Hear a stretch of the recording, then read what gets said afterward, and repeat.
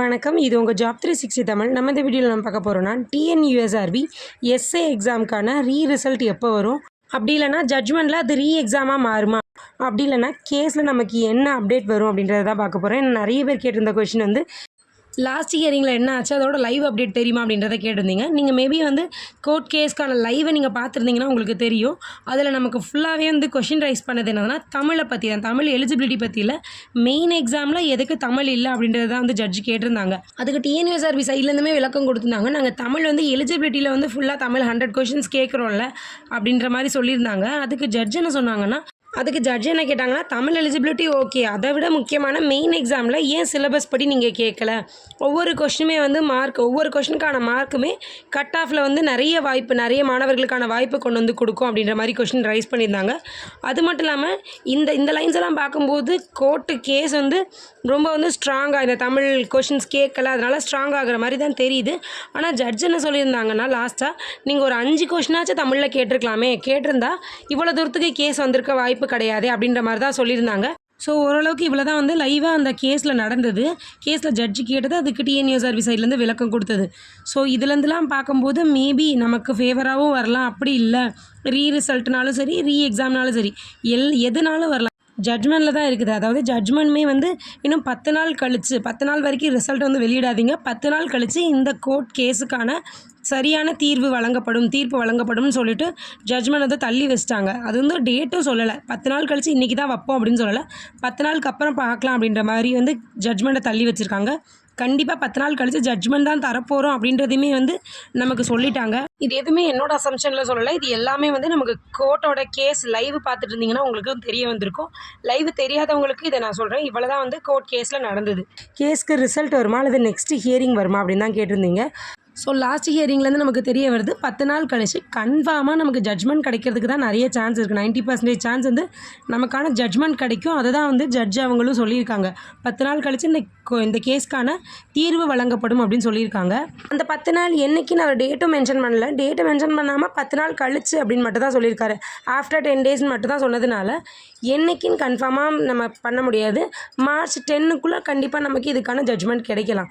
அது மட்டும் இல்லாமல் இன்னும் சில பேருக்கு வந்து இது கேன்சல் ஆகுமான்னு தான் கேட்டுட்ருக்கீங்க. இதில் வந்து நமக்கு பாசிட்டிவாக ரிசல்ட் வரதுக்கு நிறைய சான்ஸ் இருக்குது. மேபி நெகட்டிவாக நமக்கான ஜட்ஜ்மெண்ட் கிடைச்சா கூட அதை அக்செப்ட் பண்ணிவிட்டு நெக்ஸ்ட் லெவல் என்ன, நெக்ஸ்ட் இயருக்கான எக்ஸாம் இருக்குது, அதுக்கான ப்ராசஸ் என்ன அப்படின்றது தான் நம்ம பார்க்கும்போது வந்துட்டு எக்ஸாம் வருமா, ரிசல்ட் வருமா அப்படின்ட்டு இதுக்கு வெயிட் பண்ணிகிட்டு இருக்காதீங்க. உங்களோட ப்ராசஸ், உங்களோட அப்கிரேட் என்ன அப்படின்றத மட்டுமே ட்ரை பண்ணுங்கள். ஏன்னா வந்து இந்த வருஷம் நீங்கள் நல்லா கட் ஆஃப் எடுத்திருந்தாலும் சரி, ஒருவேளை கட் ஆஃப்லேருந்து லோ மார்க் எடுத்திருந்தாலும் சரி, உங்களோட நெக்ஸ்ட் லெவல் என்ன அப்படின்றத வந்து யோசிச்சுக்கோங்க. அதுக்கு வந்து நீங்கள் அப்டேட் ஆக ஆரம்பிங்க. மேபி இப்போ வந்து நல்ல மார்க் எடுத்திருந்தீங்க அப்படின்ற பட்சத்தில் நீங்கள் நெக்ஸ்ட் ஆனால் ஃபிசிக்கலுக்கு ட்ரை பண்ண ஆரம்பிங்க.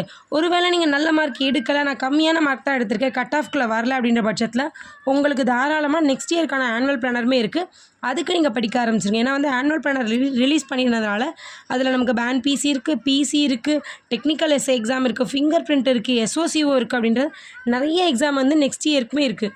ஸோ இந்த வருஷம் இன்னும் நெக்ஸ்ட் லெவல் என்ன, கோர்ட் கேஸ் என்ன அப்படின்னு வந்து டைமை வேஸ்ட் பண்ணாதீங்க. மேபி இப்போ நல்ல மார்க் எடுத்திருந்தீங்கன்னா நீங்கள் நெக்ஸ்ட் லெவலான ஃபிசிக்கலுக்கு ட்ரை பண்ண ஆரம்பிங்க. இப்போ எக்ஸாம்பிளுக்கு உங்களுக்கு ஒரு வேளை எக்ஸாம் வச்சா சரி, அப்படி இல்லைனா ரிசல்ட் கொடுத்தாலும் சரி, எதுவாக இருந்தாலும் நெக்ஸ்ட் லெவல் என்னது, நெக்ஸ்ட் லெவல் வந்து ஃபிசிக்கல் தான். எக்ஸாம் வச்சாலும் அதுக்கப்புறம் வந்து ஃபிசிக்கல் தான் பண்ண போகிறீங்க, ரிசல்ட் கொடுத்தாலும் அதுக்கப்புறம் ஃபிசிக்கல் தான் பண்ண போகிறீங்க. ஸோ நீங்கள் நல்ல மார்க் எடுத்திருக்கீங்க, இந்த டைமே வந்து கட் ஆஃபில் ஃபஸ்ட்டு கொடுத்த லிஸ்ட்டில் உங்களோட நேம், உங்களோட ரிஜிஸ்டர் நம்பர் இருந்துச்சுன்ற பட்சத்தில் நீங்கள் கண்டிப்பாக உங்களுக்கான நெக்ஸ்ட் லெவலான ஃபிசிக்கலுக்கு ட்ரை பண்ண ஆரம்பிச்சிருங்க. ஏன்னா ஃபிசிக்கல் தான் ரொம்ப ரொம்ப இம்பார்ட்டன்ட். இப்போ மேபி பார்டரில் இருக்கீங்க, உங்களுக்கு வருமா வராதா அப்படின்னு ஆசிலேஷனில் நீங்கள் இருக்கீங்கன்னா நீங்கள் கண்டிப்பாக நெக்ஸ்ட் ப்ரிப்பரேஷனான நெக்ஸ்ட் இயர்க்கான 2026க்கான எக்ஸாமுக்கு ப்ரிப்பேர் பண்ண ஆரம்பிச்சிருங்க. ஒருவேளை உங்களுக்கு கட் ஆஃப் வந்துச்சுன்னா நீங்கள் நெக்ஸ்ட் லெவலுக்கு போங்க, அப்படி இல்லைனா நெக்ஸ்ட் இயர்க்கான எக்ஸாமுக்கு உங்களை தயாராக்கிக்கோங்க. இப்போ வந்து இந்த எக்ஸாம், ரிசல்ட்டு, கோர்ட்டு கேஸ் இதனால் வந்து மாணவர்கள் ரொம்ப பாதிக்கப்பட்டாலும் நிறைய கஷ்டம் வந்து இந்த தமிழ்ல 10 கொஸ்டின் கேட்கறதுனால நிறைய பேரோட வாய்ப்பு தட்டி பறிக்கப்பட்டிருச்சு அப்படின்னு நிறைய பேர் கேட்டிருக்கீங்க. அதுலயுமே வந்து உங்களுக்கு என்னன்னா தமிழ்ல 10 கொஸ்டின் கேட்காமலே வந்து ஜட்ஜ்மெண்ட் தான் கிடைக்கிறது நிறைய சான்ஸ் இருக்காங்க. அவங்க ரொம்ப ரொம்ப கஷ்டப்படுவாங்க. ஏன்னா வந்து ரொம்ப கஷ்டப்பட்டு ப்ரிப்பேர் பண்ணி தமிழ்ல 10 கொஸ்டின் கேட்காம இவ்வளோ நல்லா பெர்ஃபார்மன்ஸ் பண்ணாங்கன்னா அவங்க ரிசல்ட்டுக்காக வெயிட் பண்ணிட்டு இருக்க டைமில் இந்த மாதிரி கோர்ட்டு கேஸுங்கும் போது அந்த இடத்துல நல்லா எக்ஸாம் எழுதினவங்களாம் நம்மளை நினச்சி பார்த்தோன்னா ரொம்ப கஷ்டமாக தான் இருக்கும்.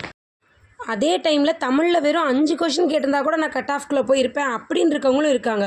ஸோ அவங்களையும் நம்ம கன்சிடர் பண்ணி தான் பார்க்கணும். நல்லா எக்ஸாம் எழுதினவங்களையும் நம்ம கன்சிடர் பண்ணி பார்க்கணும்.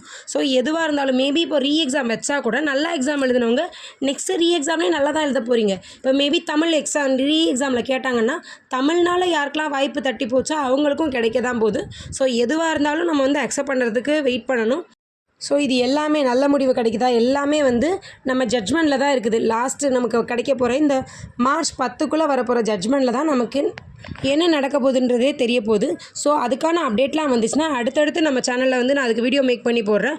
கோர்ட் கேஸை பற்றி உங்களுக்கு வேறு ஏதாவது சந்தேகங்கள் இருந்துச்சுன்னா நீங்கள் கமெண்ட்டில் கேளுங்க. அப்படி இல்லைன்னா நெக்ஸ்ட் அப்டேட்டான எஸ்ஐ எக்ஸாமுக்கான கோர்ட் அப்டேட், கோர்ட் ஜட்ஜ்மெண்ட் அதெல்லாம் என்ன நடந்தது, அல்லது கோர்ட்டில் கேஸ் லைவில் என்ன நடந்தது, இதெல்லாம் தெரிஞ்சுக்கணுன்னா நம்ம சேனலை சப்ஸ்கிரைப் பண்ணி வச்சுட்டு பெல் ஐக்கான்லேயும் ஆல் செட் பண்ணி வச்சுக்கோங்க.